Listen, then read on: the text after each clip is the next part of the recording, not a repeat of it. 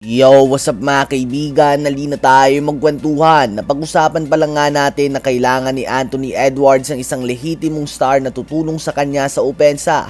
Hindi yung tulad ni Julius Randle na gagawa lamang ng 3 puntos sa elimination game. Kailangan niya nga ng consistent help tuwing playoffs dahil madali pa din nga silang ma-shutdown mga kaibigan dahil obvious nga na kailangan lang nilang i-double team si Anthony Edwards at ang number 2 option nila ay si Julius Randle na alam na ng lahat na pupunta talaga ito sa kaliwang bahagi ng court. Kaya naman tuwing playoffs ay madalas nga ay na-scout na ito ng kabilang team.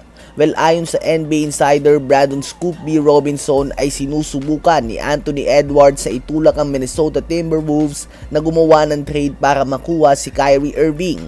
Ngayon nga ang Mavs ay nasa medyo magulong sitwasyon. Trinade na nila si Anthony Davis sa dulo ng season at obvious na umiikot ang opensa nila ngayon sa Rookie of the Year winner Cooper Flagg. Ganun pa man ay may veterans din nga siya nakasama sa team na tulad nila Klay Thompson, Kyrie Irving at iba pa na hindi na tumutugma sa timeline ni Cooper Flagg. Pinatalsik lang din nila ang kanilang head coach Jason Kidd kahit na may natitira pa itong 40 million sa kanyang kontrata.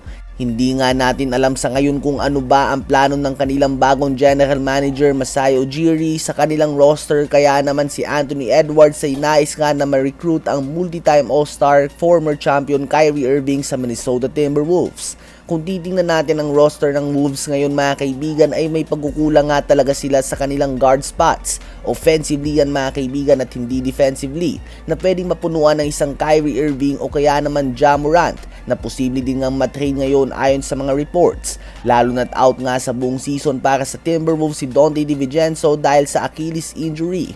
Ano ba masasabi nyo tungkol dito?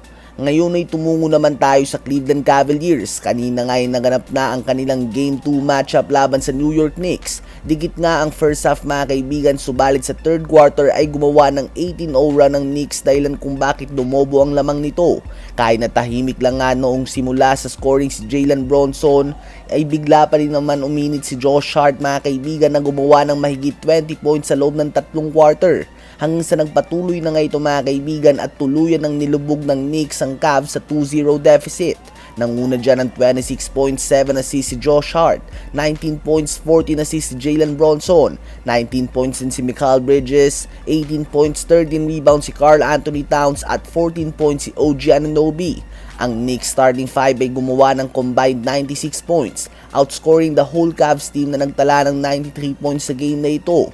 Dahil nga dito ay talagang malaki ang pagsisisi ng Cavs sa kanilang pag-choke ng 22-point lead noong Game 1 with less than 8 minutes remaining sa game clock. Kung naging maingat lang nga sana sila ay tabla lamang series na ito at 1 apiece. Ano ba masasabi nyo tungkol dito?